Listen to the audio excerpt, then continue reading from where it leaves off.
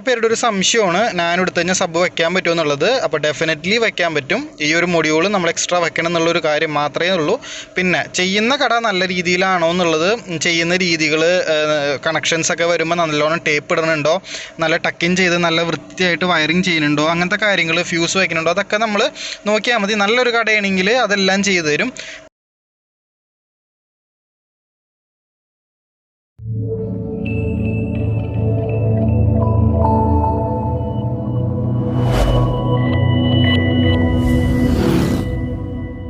ഹേ ഒരുപടി എല്ലാവർക്കും മറ്റൊരു വീഡിയോയിലേക്ക് സ്വാഗതം.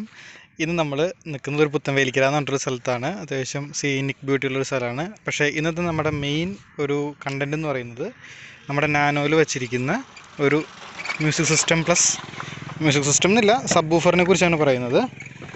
അപ്പോൾ നമുക്ക് വേണ്ടി ഉള്ളിലേക്ക് കയറിയിട്ട് നോക്കാം. അപ്പോൾ നിങ്ങൾക്ക് കാണാം, നമ്മുടെ ഇത് സ്റ്റോക്ക് ആയിട്ട് വരുന്ന ഒരു സ്റ്റീരിയോ സിസ്റ്റമാണ്. അപ്പോൾ ഈ സ്റ്റീരിയോ സിസ്റ്റത്തിൽ കുറച്ച് ഓപ്ഷൻസ് ഉണ്ട്, ഞാൻ കാണിച്ചു തരാം. ഓണായി കഴിയുമ്പോൾ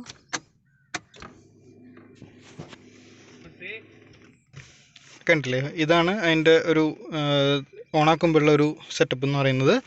നമുക്കതിൽ ഓക്സ് നമുക്ക് കുത്താൻ പറ്റും, USB കുത്താൻ പറ്റും, CD ഇടാൻ പറ്റും. മാത്രമല്ല ബ്ലൂടൂത്ത് കണക്ഷൻ കൂടെ നമുക്കിതിൽ അവൈലബിൾ ആണ്. അപ്പോൾ ഇതിൻ്റെ സെറ്റിങ്സ് എങ്ങനെയാണെന്നുള്ളത് നമുക്ക് യൂട്യൂബിൽ കുറേ വീഡിയോസ് ഉണ്ട്. അപ്പോൾ നമ്മൾ അതിനെക്കുറിച്ചല്ല എന്ന് പറയുന്നത്. നാനോ യൂസേഴ്സിന് കുറേ പേർക്ക് ഒരു ആഗ്രഹമാണ് നമ്മുടെ ഇതിൽ സബ് വൂഫർ വയ്ക്കണം എന്നുള്ളത്. അപ്പോൾ പലരും ട്രേയിൽ ചെറിയ സബിൻ്റെ ചെറിയൊരു അടിയോടുകൂടി വരുന്ന ഒരു സ്പീക്കർ വയ്ക്കാറുണ്ട്.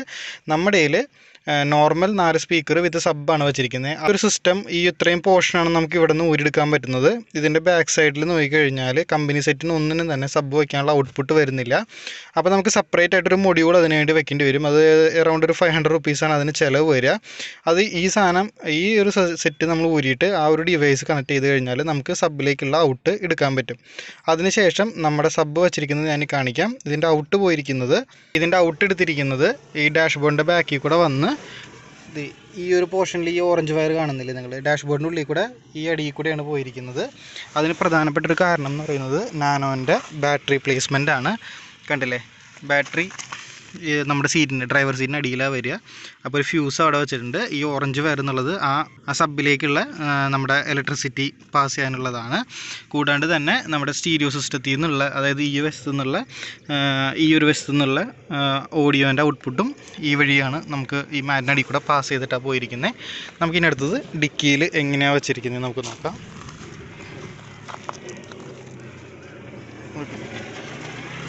കണ്ടില്ലേ, ഈ ഒരു രീതിയിലാണ് നമ്മുടെ സബ് വെച്ചിരിക്കുന്നത്.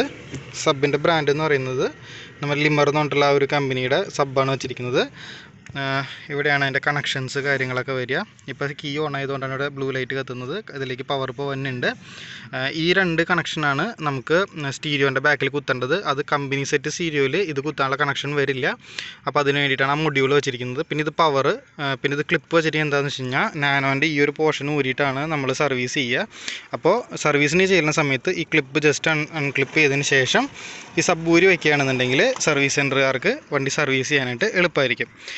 പിന്നെ നമ്മൾ സെക്കൻഡ് ഹാൻഡ് എടുത്ത വണ്ടിയാണ്. അപ്പോൾ നമുക്ക് ട്രേ കിട്ടിയിരുന്നില്ല. ശരിക്കും സ്റ്റോക്കായിട്ട് വരുന്ന ട്രേ ഇതല്ല, ഇത് നോർമൽ നാനോയ്ക്ക് വരുന്നത്. നമ്മൾ കട്ട് ചെയ്തിട്ട് ഇതിനാവുന്ന കറക്റ്റ് ആവുന്ന രീതിയിൽ നമ്മൾ സെറ്റ് ചെയ്തിട്ട് പിന്നെ 2 സ്പീക്കർ വെച്ചതാണ്. ഇതും വലിയ ബ്രാൻഡഡ് ഒന്നുമല്ല, ചൈനീസ് ടൈപ്പാണ്.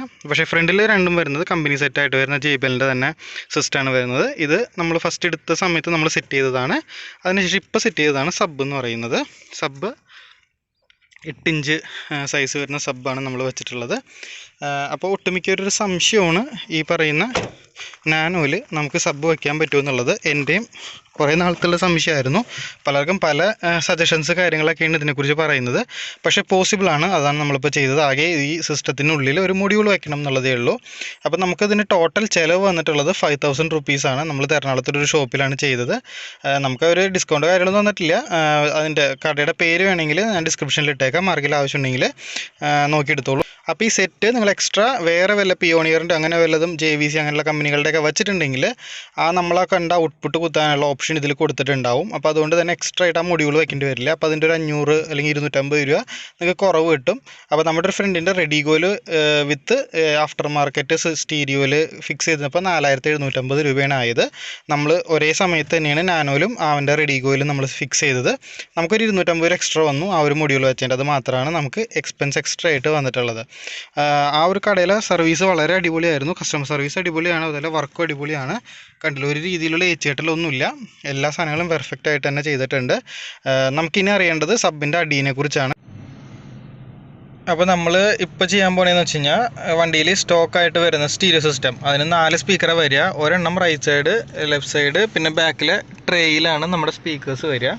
ഇപ്പോൾ തൽക്കാലത്തേക്ക് കോപ്പറേറ്റ് അടിക്കാണ്ടിരിക്കാൻ വേണ്ടി കുറച്ച് നേരത്തേക്ക് ഒരു പ്ലേ ചെയ്യാം.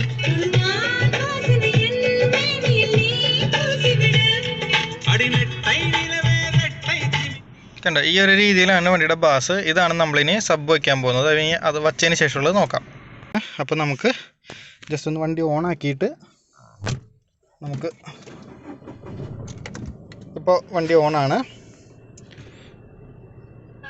സ്റ്റീരിയോ ഓണായി.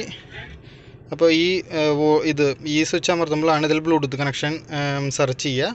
അപ്പോൾ നമ്മുടെ ഫോണിൽ ഇപ്പോൾ ഓൾറെഡി ബ്ലൂടൂത്ത് കണക്ട് ഓണാണ്, അതുകൊണ്ട് തന്നെ റിയൽമി 5 എന്നുള്ളത് കാണിക്കുന്നത്. നമുക്കിനി പാട്ട് പ്ലേ ചെയ്യാം.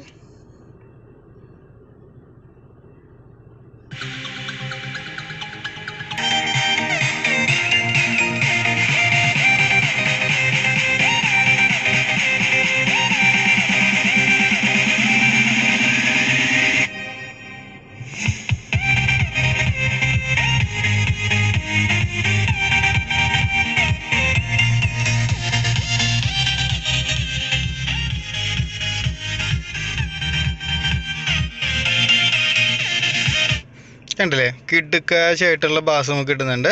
ചെറിയ ക്യാബിനായതോടുകൂടി തന്നെ നാനോ വളരെ നല്ല അടിപൊളിയായിട്ട് ആ 8 ഇഞ്ചിൽ തന്നെ നല്ല നമുക്ക് എഫക്റ്റ് കിട്ടുന്നുണ്ട്. മാത്രമല്ല നമ്മുടെ സെഡാൻ കാറുകൾ വയ്ക്കുന്ന പോലെ ബൂട്ട് സ്പേസ് അത്രയും ക്ലോസ്ഡ് അല്ല.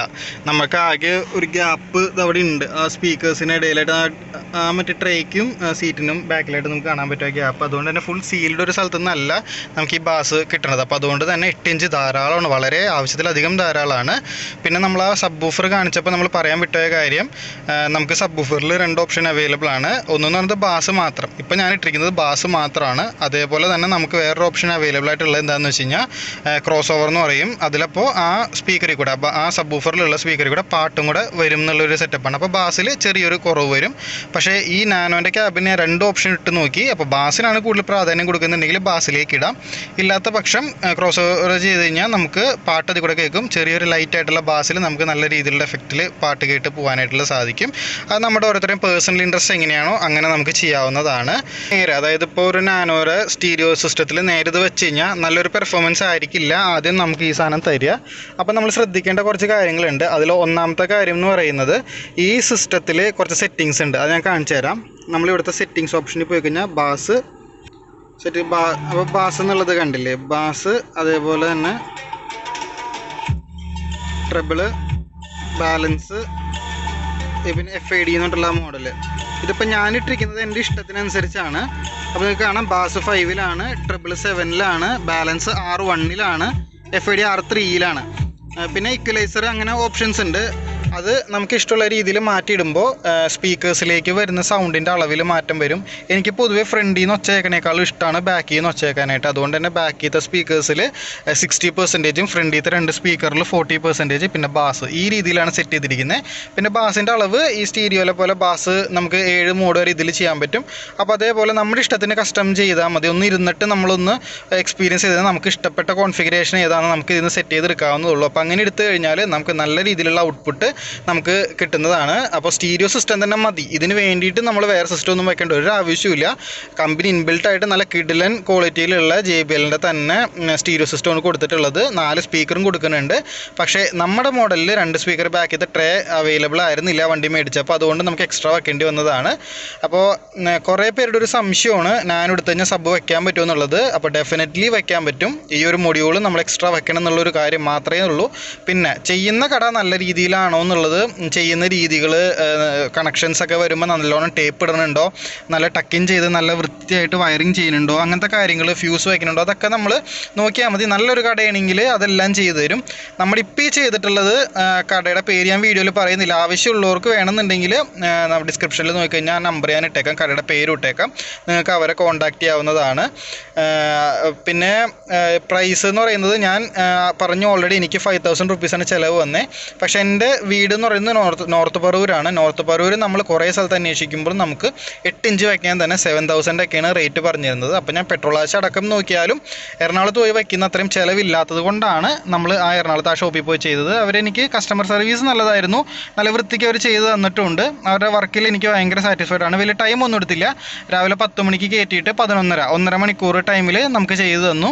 ഒരു ഹറിബറി ഉണ്ടായിരുന്നില്ല. നല്ല വൃത്തിയായിട്ട് എടുക്കുന്ന സാധനങ്ങൾ അതത് സ്ഥലങ്ങളിൽ സ്ക്രൂ ചെയ്ത്, അതേപോലെ എർത്ത് കൊടുക്കാൻ വേണ്ടിയിട്ട് നല്ലൊരു ലൊക്കേഷനിൽ നിന്ന് തന്നെ എർത്ത് കൊടുത്തു. സാധാരണ സീറ്റ് അടിച്ചിട്ട് സീറ്റിൻ്റെ ബോൾട്ടും ഒക്കെ കൊടുക്കുന്നത് കാണാറുണ്ട്.